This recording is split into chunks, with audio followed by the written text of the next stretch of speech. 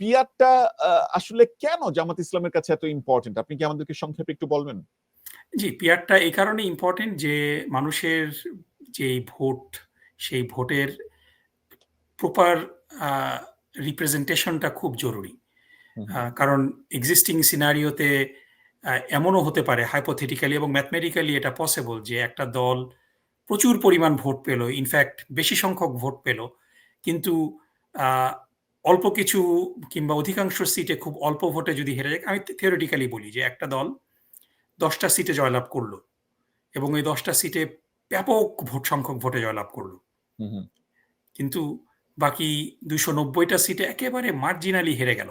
হুম, হুম, তাহলে ম্যাথমেটিক্যালি সেই দল জনগণের কাছ থেকে যে দল ২৯০ টা সিট পেয়েছে তার থেকেও আ আপনি যদি অ্যাবসোলিউট নাম্বার নেন, সেই নাম্বারে বেশি ভোট পেয়ে যাবে। কিন্তু তারপরও তাদের মাত্র রিপ্রেজেন্টেশন হবে ইনসিগনিফিক্যান্ট। সুতরাং এটা জনগণের প্রতিনিধিত্ব হতে পারে না।